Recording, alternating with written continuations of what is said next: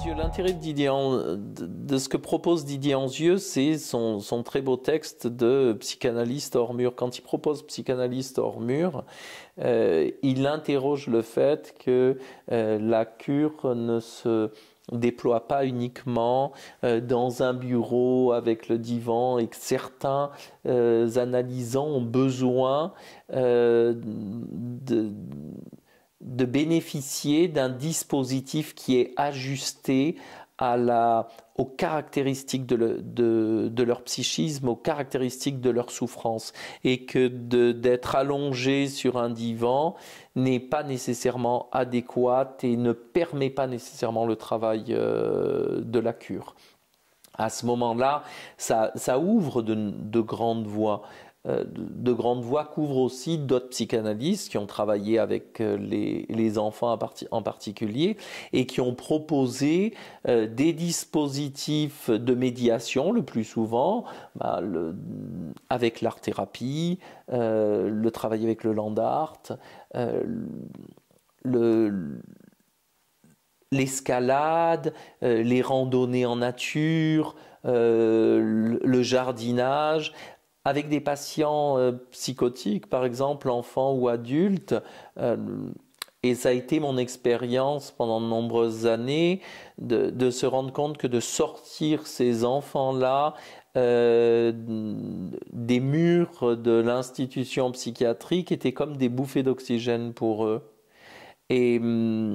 qu'il y avait une nécessité d'hospitalisation pour ces enfants-là, mais qu'en même temps de vivre et d'aller à l'extérieur, redonner de l'oxygénation, les amener aussi à fonctionner différemment parce qu'ils ne se retrouvaient pas dans un dispositif, les murs de l'hôpital, qui étaient toujours ces mêmes murs et dans lesquels, d'une certaine façon, ils avaient à se comporter comme des enfants psychotiques, de grands fous.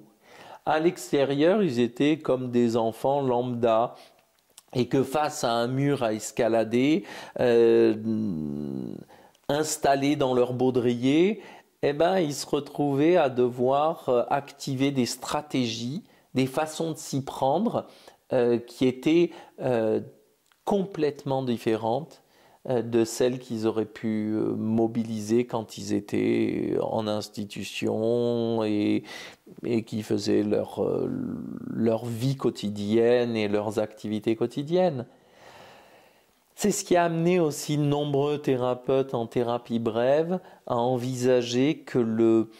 les interventions, mais aussi les thérapeutes en thérapie cognitivo-comportementale, quand ils proposent de l'exposition, l'exposition elle se fait sur le terrain même. C'est-à-dire qu'on peut travailler, et ça a été mon expérience à de nombreuses reprises avec des patients boulimiques, on peut travailler avec ces patients-là au restaurant.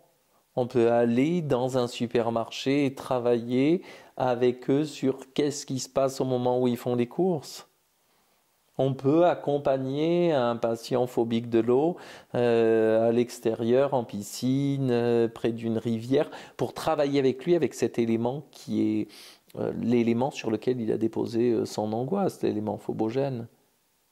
Donc vraiment, la voie ouverte à l'extérieur d'un bureau est vraiment une opportunité immense pour obtenir des transformations grandes, durables, profondes dans notre façon de vivre la souffrance, de vivre notre angoisse, d'être un être au monde.